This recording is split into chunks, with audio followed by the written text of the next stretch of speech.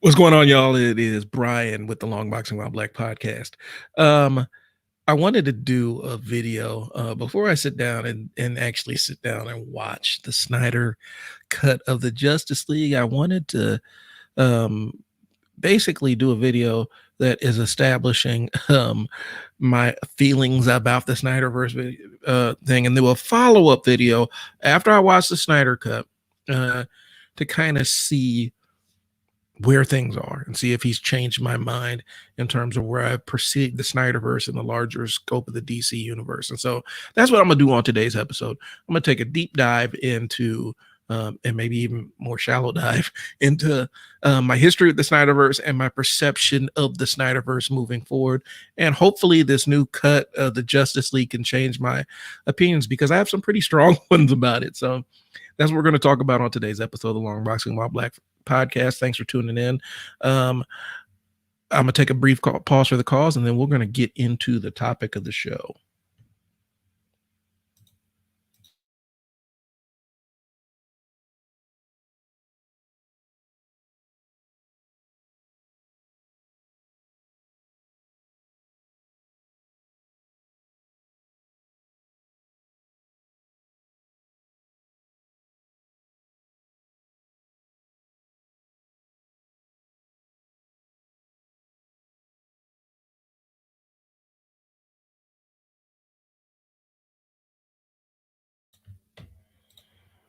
All right, so I had a little bit of camera difficulty, so I had to fix that during my little pause. So the Snyder cut, my experience with Zack Snyder is kind of an interesting one. But my wife and I went to go see had to be 300. I don't know if 300 came out first. I think 300 came out first. Went to go see 300 in the theaters, and I had been vaguely aware of 300, of the graphic novel. I've seen panels of it. I read a little bit of it. It wasn't kind of my thing, but I was interested to see the visual spectacle. And a lot of people were like super hyped over 300. Like, they're like, yo, it's amazing. You got to go see it. And so we had to go see it, and I was impressed. I mean, there were some panel for panel translations that were really, really impressive to see translated to the big screen. And it was dope. And I was like, okay, I can see I like Zack Snyder so far as a director. You know, he has a flair for the visual. Like, all right, cool. Then I found out he's doing Watchmen. And my feelings on Watchmen have kind of evolved in recent years. When I first saw it, I knew because I read Watchmen before. I knew exactly what I was getting into when I saw the movie. And I knew that there are elements thematically that needed to be different. There are things that needed to be tweaked, things that needed to be updated. The entire alien explodio thing that happened in the graphic novel really doesn't translate well into the big screen. It will look really, really weird. And so I understood the changes that happened, and I understood that it was a slow pace, and I understood it was deliberately really made to not be a traditional superhero story. It was kind of a noir whodunit, but featuring heroes where only one of them really had superpowers. That was the Watchmen, and I rolled with Zack Snyder for that one. And I think, you know, hindsight being 2020, there's a theme with the stuff that from him that I like versus the stuff with him that I don't like. And I'm gonna get into that momentarily. But in hindsight, I loved Watchmen, but then as I got older and I went back and watched it, I was like, okay, this is kind of slow paced. This is boring at times, but also the graphic novel was intentionally slow paced and boring. It was plotting, and it was building up to a crescendo, and then it was kind of an anticlimax at the end, which that's what the graphic novel was. So I wasn't too mad about it. I'm not a huge fan of Watchmen now, the film, The Watchmen, as I was before. I like the graphic novel, still a classic to me, but the film was just, it hasn't really kept for me over time. And so that was my second Zack Snyder joint. The next one, and I skipped a couple because I know there's a couple other movies he made that I didn't watch. And since this is all about the comic book side, I'm gonna talk about the comic book. Next one was Man of Steel. And this is where I started to kind of disconnect from Zack Snyder. the theme is, I think Zack Snyder is fantastic when it comes to reinterpreting something somebody else created or wrote. Um, Telling a compelling visual story um, with somebody else's material. But when it starts drifting over into his own interpretations of it, this is where Zack Snyder loses me, right? And it started with Man of Steel because I know that Christopher Nolan did the Dark Knight trilogy, all right, and he brought the era of grim and gritty Batman back to the forefront, where it had been kind of hijacked by Jerry Bruckheimer with Batman and Robin, where it's all flashy and but he brought it back. He brought back a gritty edge to it, which works for a Batman story. And Nolan is a good storyteller when he's not trying to do too much. And so you have a really solid story to base it off of that's really tethered to a reality of that universe. And so I can deal with his. What I don't need is a grim and gritty Superman. Um, I was still getting over the shock of seeing when Bryan Singer had, what was that Superman movie? Superman Returns, yo, where Superman got shanked up in the end. Like we're watching Oz. Like I watched Superman, I watched Lex Luthor shank Superman with a kryptonite shank, and then his boy stomped him out and then drug him by his face and tried to drown him in a pub. And if you haven't seen that Superman movie, go watch it because it is one of the most jarring third acts you will ever see in your life. It just came out of nowhere. This hopeful, upbeat, really boring Superman movie where he's not really doing anything aside from bullets bouncing off of him and him catching an airplane. He's not really fighting anybody. But in that last act, it turns into Oz, yo. It was such a bizarre transition from tone of from just shifting tones of the movie. And so, it's like, oh, it's cool, Superman, in the Christopher Reeves mode. And then it's like, well, you got shanked, like you got stabbed up. And I mean, it was right in the kidneys. They got Superman right in the kidneys and then stomped him out and drug him by his face and then tried to drown him in a puddle. And the Bryan Singer, yeah, it was jarring. But I'm saying all that to say this. I came from that Superman into this grim and gritty, bleak Superman where dad is kind of an asshole. And, he basically forced Clark to watch with his own eyes as his father gets sucked up in a tornado. And there was no reason for it. There was really no reason for this to happen, aside from giving Superman some darkness in his origin story. And his origin story is plenty dark enough. He is the last survivor of Krypton. His planet blew up. He is it. That's all there is. There is no more, unless you get into Superman books or Superboy, Super Dog, Super... the cat has superpowers. They got a horse. There's Supergirl, of course, but she came from another planet. And so, anyway, it's depressing enough. We don't need to add another layer of bleakness to Superman. And the whole movie was really tinged with that. It felt like there was no hope in the movie. And you could tell because it was gray for no apparent reason.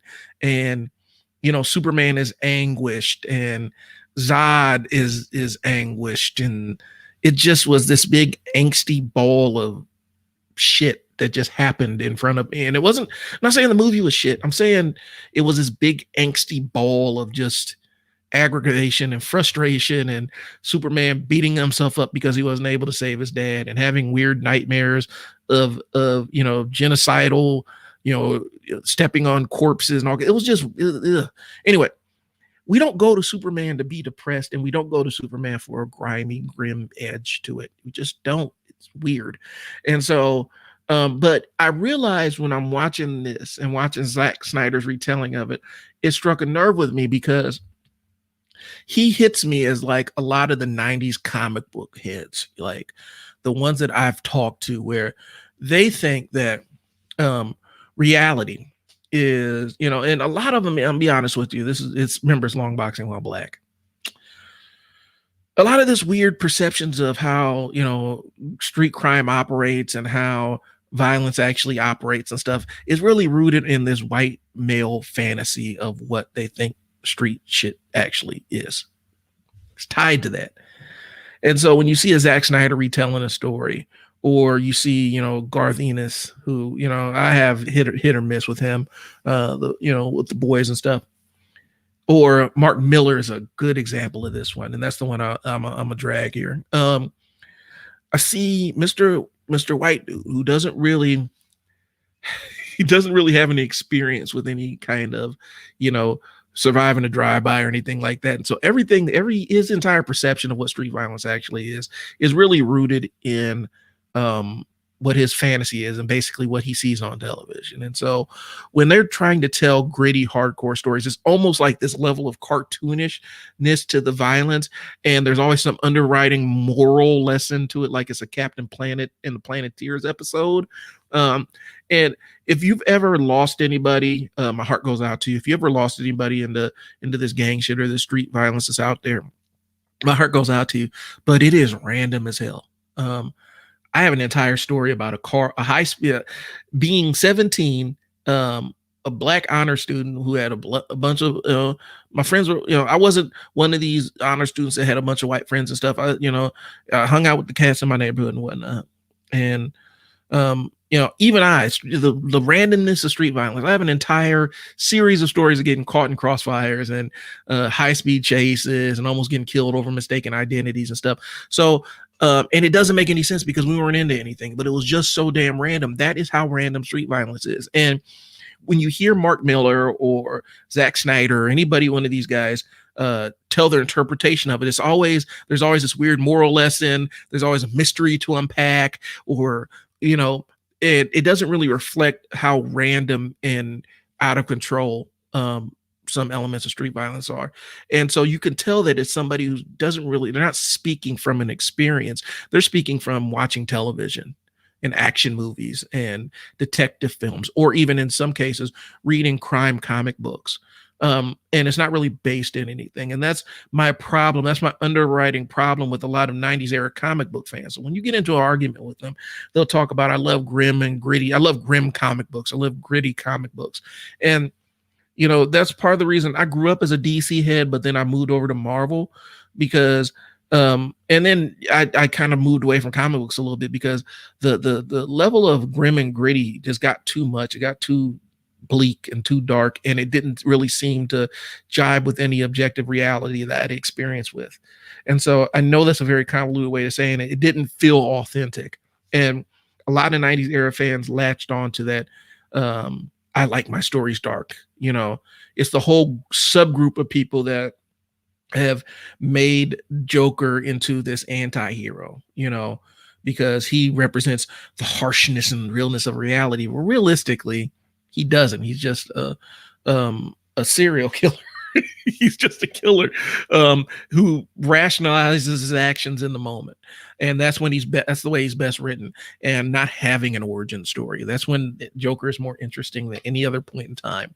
And so Zack Snyder is a 90s era comic book head. And I could tell it by watching his movies, watching his original works, watching the stuff he does originally. He latched on to the exact wrong message in Watchmen and ran with it, and it's colored all of his movies ever since.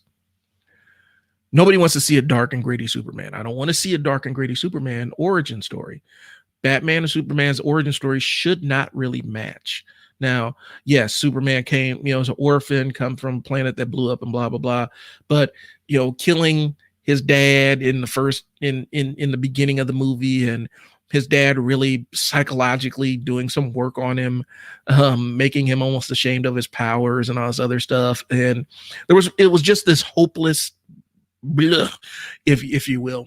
And to be honest with you, if I had any power to redo Man of Steel, it would have been a different main villain, because Zod, I don't think that's the one I don't think Zod's the one you should start out with. I think Zod probably is one that you save for a later date, a villain that you save for a later date. You could honestly do a Lex Luthor as the main villain in that movie, and it makes a lot more sense. And then you build up to a Zod, where now, Lex Luthor is talked about the alien menace. He represents all of mankind's fears about being subjugated by a race of aliens that is indestructible and can destroy mountains and stuff like that. And now you bring in Zod to kind of justify what Lex Luthor's talking about. And he represents the fears that Lex Luthor has, but then you have Superman juxtaposed as the counterbalance to that, where he is the positive nature of what Zod is, where Zod is just a conqueror who just destroys and is just a warlord. Then you have Superman, who's raised by human parents, and he shows that it's not, it's not a nature argument, it's a nurture argument. We could easily have that Superman movie and have the hopeful kind of Superman with the grim and gritty undertones, and it matches up. But giving Superman his own Batman origin was just weird. And that was my first experience with Zack Snyder creating his own story, if you will. And then of course he breaks Zod's neck, which okay. And yeah, the Superman murder at the end, which is not really part of the character. I know that he's killed people accidentally in the comic book, but that is one of his big things, is we don't kill. I find other ways to do stuff. And we can even make the argument that, well, he's early in his career, but that doesn't jive because he had been doing all kinds of superheroics before. And breaking Zod's neck just didn't seem like the way, to be quite honest with you. They could have made the argument and said, look, Superman spent his entire life under a yellow sun, and so his cells will absorb more. So while Zod is super powerful, he's not as strong as Clark is. And Clark can overpower him if he just reaches in and taps that reserve where he kind of says, okay, I need to put him down and put him down now, as opposed to just outright snapping his neck like it's the end of a Steven Seagal flick. Like, and then that's it. And then roll credits. Why did he just stab him in the eye if that's the case? If that's how, give it the Under Siege treatment where he just stabs him right in the eye. I did. Anyway, moving on. So my next experience with Zack Snyder as a filmmaker and in the comic book medium was Batman versus Superman. And I have a lot of issues with this movie. Oh, it was so odd. And I've gotten into arguments with people who thought it was the most amazing thing we've ever seen. And for me, I'm like, I remember my wife and I went to go see this movie, and we sat there and watched the first act. And I get to see another story retelling of Bruce Wayne's parents getting killed. I get to watch Bruce Wayne's mom get shot in the face. And then him fall down a well, and it's all a dream sequence. He falls down a well and he's carried aloft by a bunch of bats. And they didn't really tell you it was a dream sequence. There was no letting you know it was a dream sequence. You just thought it was a flashback, and like, oh, so did the bats pull him out? Okay. And it just set a weird tone. It was just a weird tone. And so the whole movie was bugged by this underlying weirdness. I don't know how else to phrase it.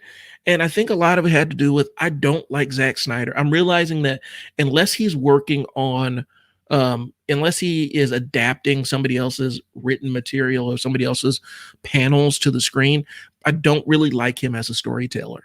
And it's because it's too weighted in the underarching darkness of everything is bleak and sad and depressing, and and then Superman is this beacon of hope that I know that's what he did in the Justice League or whatnot. And I don't know if that was Joss Whedon's part in it or not. And to be honest with you, I won't go too far into talking about the difference between the two filmmakers, because I need to actually see what the Snyder Cut looks like without Joss Whedon's influence, because Joss Whedon has his own methodology for doing movies, which is problematic too.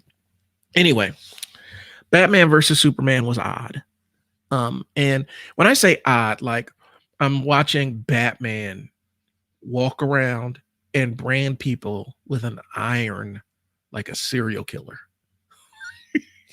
Like, he captures people and then he brands them with his what? What? And I don't know if it was only me that thought that was super weird, but that is not any iteration of Batman. Well, maybe that might be the Frank Miller Batman, but other mainstream iterations, I have never imagined Batman going around and branding his logo on people. That's almost like something from Dexter, where somebody's running around cutting pieces of people's flesh and making a puzzle out of it. It's such a weird transition for Batman, weird position for Batman to be in. And I liked every other element of the Ben Affleck Batman. I liked the physicality. I thought he was good in the suit. I thought the voice worked. I thought a lot of things worked, but there are two major elements that I was not feeling. The branding people, which was so weird, man, and his love of guns. Like the flashback sequence where he's running around shooting parademons for no apparent reason. And then what was the other one? Oh, the guns on the Batmobile, where Batman killed so many people in that movie, yo, with guns. What? It doesn't make any sense. And I even know in the old Batman, the Michael Keaton Batman, I didn't see him actually shoot somebody, dude. Like, I know he had guns on the Batmobile, but I didn't see him actually shoot somebody. This Batman was actually shooting people. It was the wildest thing to watch. And so I'm sitting there watching this retelling. My wife is sitting beside me, and in her mind, she thought that she was watching the Riddler when Lex Luthor was on the screen. She thought that was the Riddler or the Joker. She had no idea that was Lex Luthor.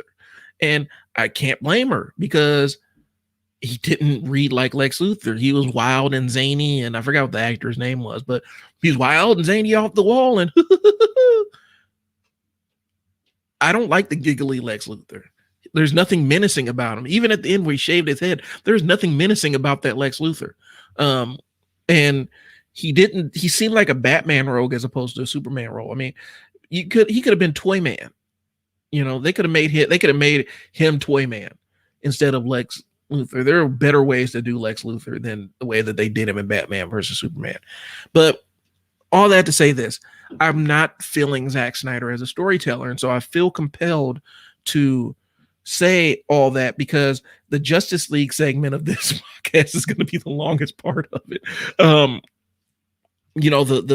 The early Snyder, the Snyder / Josh, I'm saying, it sounds like I'm saying Joss. I am saying Joss Whedon, his retelling of it, him basically taking Zack Snyder's story and reinterpreting it or whatever he did, which turned out to be a hodgepodge of stuff. And I'm hoping that Snyder changes my mind about this, because I do want to go into this. I think the Snyder-verse is best left where it is. And that's why I want this movie to change my mind, so that it can tell me, okay, it's time to do a continuation of the Snyder-verse or whatnot. I need the movie to show me that there's something worth salvaging, because right now there's nothing worth salvaging. And maybe the Justice League might change my mind. So we're going to talk about some of my very narrow problems with the Justice League, and then go back to the Batman versus Superman, because I think that's endemic. That shows most of the problems that I have with the Snyderverse overall. And so we're going to take a brief pause, and I'll be right back.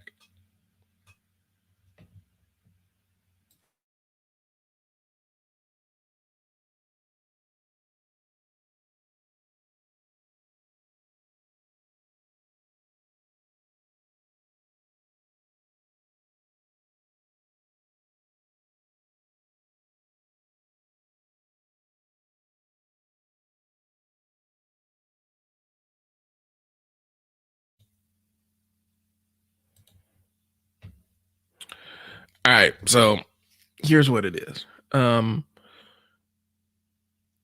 are elements of the Justice League, and I could really sit there and pick apart the whole movie. I'm not going to do that, because there are elements of it that are really kind of cool. And I didn't have a major problem with, but there are elements of it I think are just kind of symptomatic of what there are elements of it. I'll put it like this. And I think the Snyder Cut hopefully it fixes a lot of the weird coloring, Um, I know certainly that they did not fix how the Flash runs because that is jarring and distracting and stupid looking. It is one of the dumbest looking. It looks like a cartoon character running. They did a better job with the Flash on the CW television show representing him running. I don't know what Ezra Miller was doing. I don't know why they didn't bring in somebody to train him in running for him.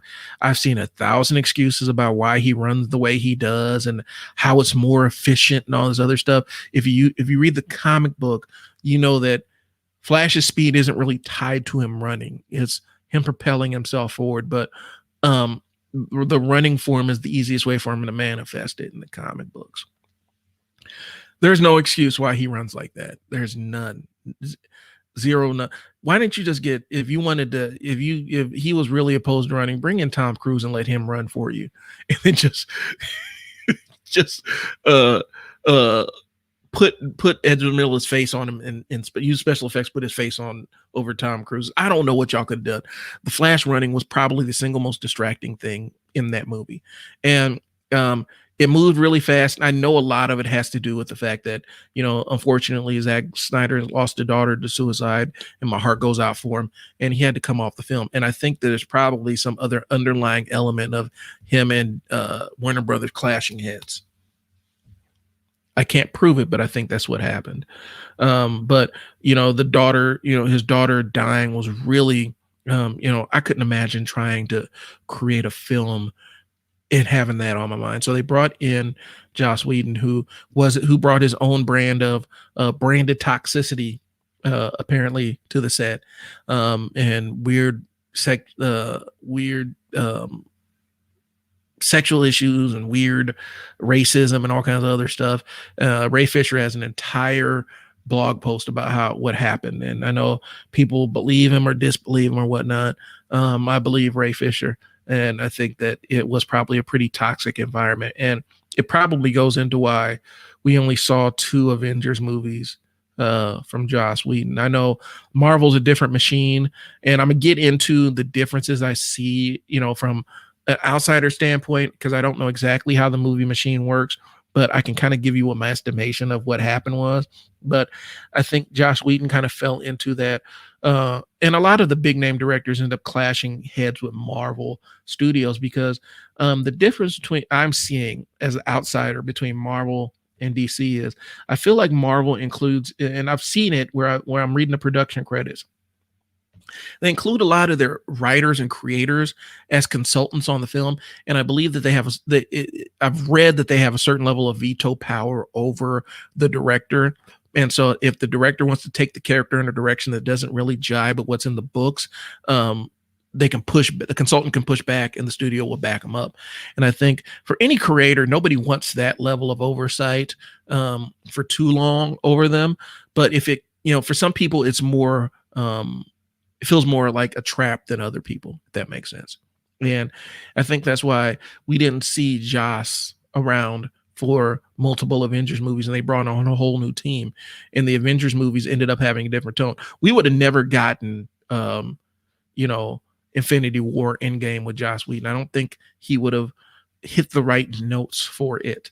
They needed a more Winter Soldier-esque vibe to it, and that's why the Russo brothers were kind of perfect for that, for those 2 films, because they were the ones that kind of revived and made the Captain America mythos really, really, really super interesting, to the point where I think Winter Soldier is probably, outside of Black Panther for sentimental reasons, from a technical standpoint, I think Winter Soldier is probably the best Marvel movie there was, because it blended the grim and grittiness, but it also kept the comic book nature and the comic book elements. It kept that all intact. Plus it told kind of an original story, but also one that was tied to the book. It was a good marriage of all the elements that make it feel legitimate. Sorry if I keep going in and out of focus. I'm testing out a new lens here. Saying all that to say this, I don't know if I think part of my issue with Zack Snyder is he doesn't hit that balance. When he's writing stories for these movies, it's not really based on any original book. You know, Batman versus Superman wasn't really based on anything. Matter of fact, I think Batman versus Superman, if I remember correctly, is the IP'd it's IP that Warner Brothers has had in its works for a long time. Because I remember seeing Batman versus Superman. If you're paying attention, you'll see a Batman versus Superman poster in I Am Legend. If you're paying attention, I'm not going to tell you exactly where, but it's a scene where he's driving around in New York City after everything is shut down.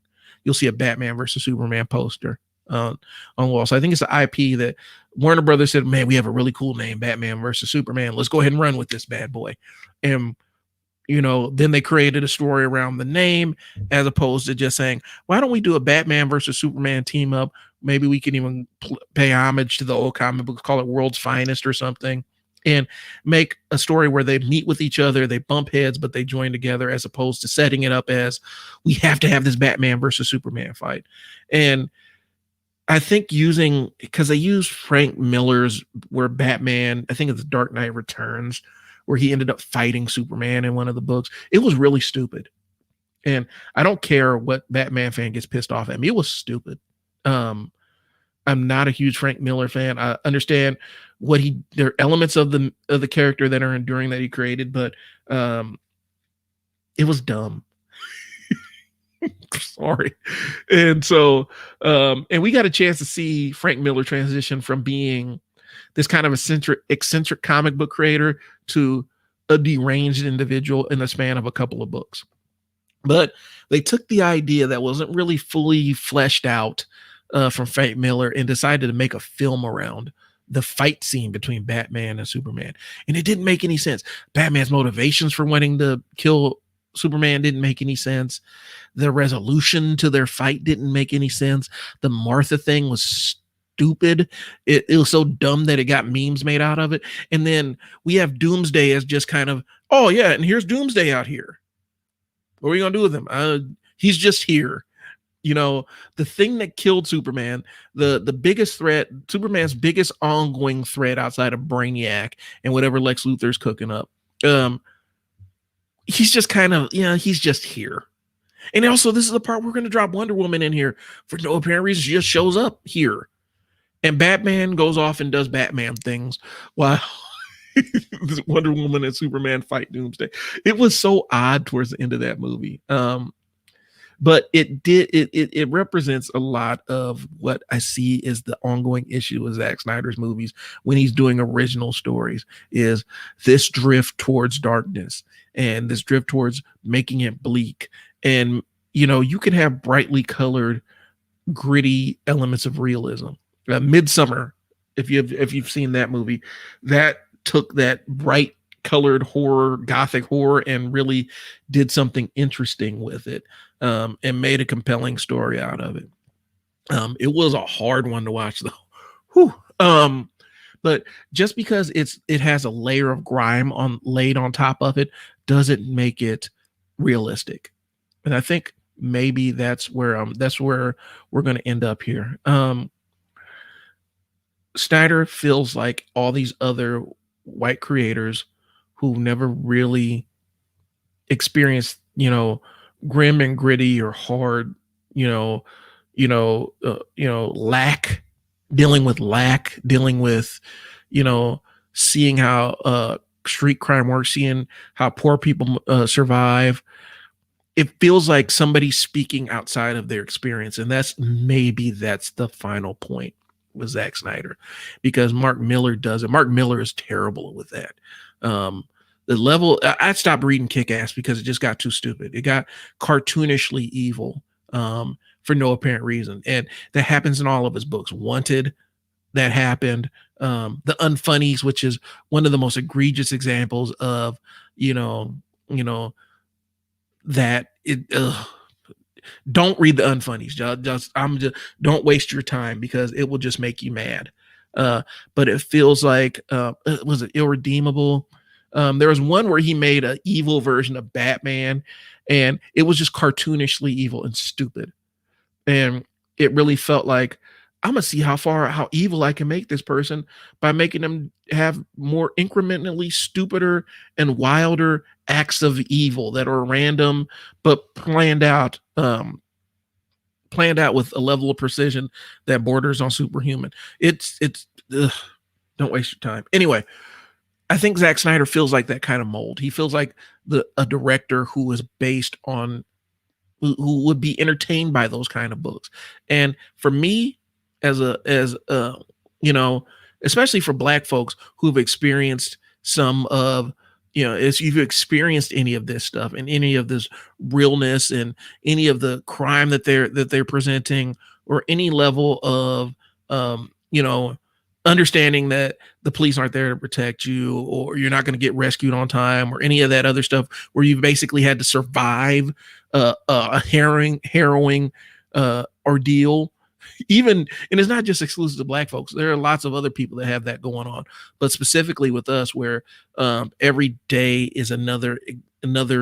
It could be your last one, and it's through no action of your own. It's not even a car accident. It's somebody else deciding that they want to end you that day. It doesn't feel authentic. It doesn't feel real. It feels fake.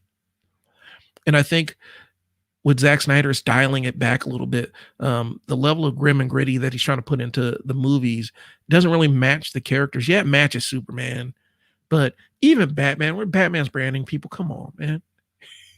Batman is ruthlessly gunning down everybody that's it. That doesn't even match his character, dude. 50 years, 80 years of development of this character. And I know Batman back in the day used to kill people left and right. Hell, back in the day, Space Ghost used to kill people on every episode. But as time progressed, Batman adopted his no killing rule. You wouldn't catch today's Batman running around with a gun. I remember all the pushback he got with Final Crisis, where he shot Darkseid. People were pissed off about that legitimately, because that is so outside of Batman's character to shoot somebody. What? But this Batman that's branding people and gunning people down, it just really didn't jibe and match with anything that remotely felt like genuine to the character. The dark Superman, and this dark and brooding Superman. I don't want to see a dark and brooding Batman and a dark and brooding Superman. That is not what I want to see. I want to see the optimistic Boy Scout Superman and the brooding, I don't trust anybody Batman. That's the dynamic. So we'll take pause for the cause and talk about how, if we were going to reboot the DC film universe, this is how I would do it. So we'll take a pause for the cause and I'll be right back.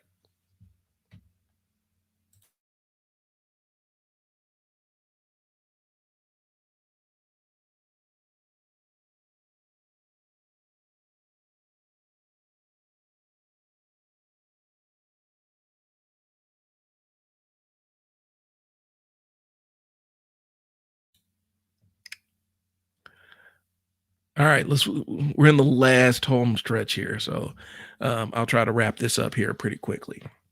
If I was restarting the DC universe, the DC cinematic universe, and I know that fanboys are going to get pissed off at me, but I would probably emulate some of what Marvel's doing from a level of consistency by using the writers, the prolific creators, the ones that have written the stories that have really shaped these characters in a modern sense. I would include them in the filmmaking process, and not just in name only. I wouldn't just have them consult on the script. I would have them help keep fidelity to the source material, making sure that the character, it doesn't really stray too far from the source material. Even if you do things that aren't in the comic book, the character should still feel like the character. So where I would start, and understand, this is before I've seen the Snyder Cut. Zack Snyder may completely change my mind. I may say, okay, the Snyder-verse must continue.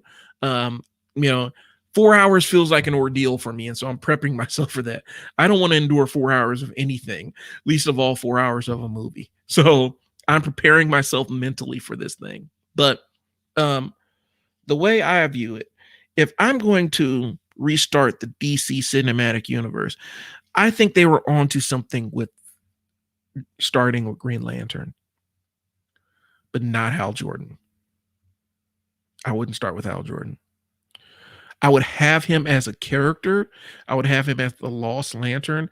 I would have him as the Fallen Lantern or whatever, and even maybe include the Parallax storyline and make it Emerald Twilight, where something happened to Coast City. He freaks out. The Guardians try to strip him of his powers, and he rages out on the Guardians. And then have Jon Stewart as his backup, his former partner who's stepping up into the role and making it his own, because Jon Stewart's the one that we grew up with, and have Kyle Rayner as the rookie. And you would have those two, and it'll be kind of a buddy cop film. It wouldn't be as comedic. And here's the thing: I wasn't mad at Ryan Reynolds with him playing Hal Jordan. He played Hal Jordan the way that Hal Jordan should be played. He's a womanizer. He's kind of a smart ass. To be honest with you, there's not a ton that's really super redeeming about him. He's not scared of anything, and he'll stand up to anything. I might even have Guy Gardner as part of it too, as the other backup, and it maybe have those three, and use them to really flesh out the DC universe, the cosmic DC universe, because there's so many cosmic threats that they could be working on and encountering.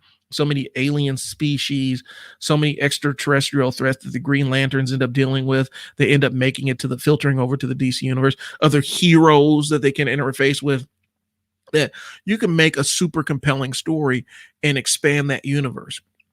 And, if you're going to include the denizens of Apocalypse and Darkseid and Steppenwolf, what better way than to introduce the damage they bring to worlds than using Green Lantern to do it, using those Green Lantern books to do it.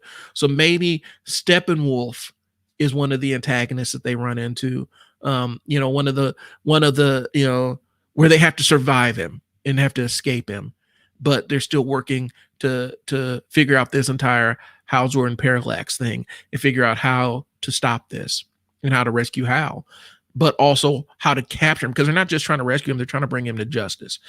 I think you probably could start with a Green Lantern movie and really flesh out all the corners of the DC universe. Because when you think about all the different places these Green Lanterns go, they could easily go Themyscira, they could easily go to Atlantis, they can easily go into the far reaches of space, they could go to the past, they go to the future. There's so much leverage with what they can do. You can use that to introduce other members of the Justice League. Give snapshots of the other members of the Justice League. Martian Manhunter, you can bring in Hawkman. There's so much you can do if they started with building a universe around the Green Lantern and allowing that to be the baseline of the DC cinematic universe. Then you can go into, we can talk about, maybe have some allusions to Superman and have some allusions to a Batman movie. The one thing Marvel did was, when, they already had a very strong IP. When they dropped Iron Man, that kind of cemented, okay, this is viable. Then there was Thor, and then, Captain America, and those movies were okay. But what happened was you established who these characters were before you threw them into a movie together, with the exception of Hulk, and Hawkeye, I believe. Those are the ones that weren't in the first one. But you use the Avengers movie to reintroduce them. Hulk had already had a couple of movies, but it was a different character. It was a different personification of the Hulk, a different actor playing him. And Hawkeye was kind of a new character for that franchise. And Loki had already existed in the Thor movies. I think, using that blueprint and saying, okay, we have a Green Lantern movie, we have a Superman movie, we have a Batman movie, we have a Wonder Woman movie, then in Justice League, that's where we're introducing. I still hate the fact that Cyborg is part of the Justice League. I want him to be a Teen Titan so bad. I feel like they age up black teenagers because white writers don't know how to write for them consistently. And I think that's a theme in comic books. I'll probably do another show about that one. But if you're going to have Cyborg, you can introduce Cyborg and Martian Manhunter in the Justice League movie when you bring them all together after you have the movies for the other characters to establish who they are, their temperament, and then you establish their personalities and you can bring them all together into a movie. Because I think what happened was they tried to bring everybody into a movie, and we had really had no experience with these characters outside of Superman, who was dead in the or not dead, who was in animation or whatever, in the rebirth chamber. A new Batman, a kind of new Batman who just got introduced in the last movie. Wonder Woman, who was kind of just introduced. We didn't have a heck of a whole lot of backstory with her. And then the Wonder Woman movie came out. I mean, and then all the other characters were introduced in that movie. So the Flash, only had brief snippets of, he was only briefly in Batman vs Superman. So you really didn't get a sense of what his temperament or sense of humor was. You only got a little bit. They try to introduce too much into the Justice League. If I was restarting it, I would have everybody in their own standalone movies, make sure there's some level of cohesiveness. So that's why we include the writing teams and the editorial teams, because the editor is the one that keeps the universes kind of in sync with each other. So there's not anything too weird going on in the individual books. And I would start with Green Lantern and build on Green Lantern. I would start over on Green Lantern, because just because it was a bomb doesn't mean it was a bomb because it's a bad property. It was a bomb because there were so many other elements of it that weren't really right. They basically tried to make a DC version of Iron Man, and it just didn't really land with anybody. And I think they picked the wrong Green Lantern, of course, but that's besides the point. And we're not going to operate completely in a vacuum. We still have to address, okay, so what about the Flash CW show? Is that a separate Flash? Well, yeah, it's a separate universe Flash, but we can have some elements of it that are cohesive. If you're going to do a Flash movie, you do have some of the characters from the Flash TV show up in the Flash movie. It's been done before. Ezra Miller showed up on the Crisis of the Infinite Earths crossover. They could easily do that with, since Warner Brothers has all of it, since they own all of it, they could easily bring in the actors from the Flash TV show and have a storyline that includes them a little bit. But then you're using Ezra Miller as the Flash. You hire a running coach to teach him how to run like a human being, because that's important to me. That one really bothers me. But you bring him in and have him, it'd be, I would say you start out with Green Lantern, Flash, Superman. It doesn't have to be in the specific order. Batman, Wonder Woman. Everybody has their own movies that do kind of coincide with each other. There's no obvious bait, but you do make stories that do cross over if it makes logical sense for the stories to cross over. Aquaman is kind of an odd thing, because the resurgence of Aquaman is kind of a recent thing. I used to read Aquaman, when it got really, really dark, where Black Manta drowned his kid and all kinds of other stuff. And I knew Aquaman wasn't a pushover character, but the movie made it really evident that Aquaman is worth following. And so there's a mythos there too. Everybody in their own individual movies, you start out with Green Lantern to flesh out the whole universe. And then once you have your main characters and have a good story for them, then you start folding them into the Justice League. And, you give them a big threat. Maybe Darkseid isn't the first person they face. Maybe it is. And I know Black Adam, I think, is going to have Starro. Starro is a good one. Despero, however you want to say it. The Injustice Gang, maybe you have them figure out what happened, tie it into what's going on with Stargirl and figure out what happened to the original Justice Society. There's so many different directions you can go where you're not reaching for the tip top of the pantheon, where you bring in Darkseid, the end all be all, and make him the main character. Maybe you build up to him. Maybe you go through the female Furies. Maybe that's one of them. You do go through Steppenwolf. There are other elements to this that you could reach, other villains that you could obviously use. Maybe Darkseid isn't the first person the Justice League faces, but it's working up to it. Maybe you do emphasize there's an ongoing war between, in the fifth world, there's an ongoing war between New Genesis and Apocalypse. And the Justice League are just trying to keep Earth from falling into it and being another battlefield for them, where it's not exactly Darkseid trying to just take over the Earth, but Earth is a battlefield, is an important piece on his chessboard that will help him in his battle with New Genesis. There's so many different things you can do with that story, as opposed to this straight line. Okay, we got Justice League. Everybody's in there. You're just going to put everybody in there and away they go. So I would definitely start with Green Lantern, is what I'm saying, and use that to flesh out the whole rest of the DC universe. And there are infinite stories in the DC universe, man. How long has DC been around? 80, 90 years, something along those lines. I know it was a couple other publishers before, and it's a merging of two. And I don't have my notes in front of me, so I'm sorry, I don't know. But there's so many good stories in there. I know there's a lot of crap ones, but there's a lot of good stories in there that can be told, that you can use as source material.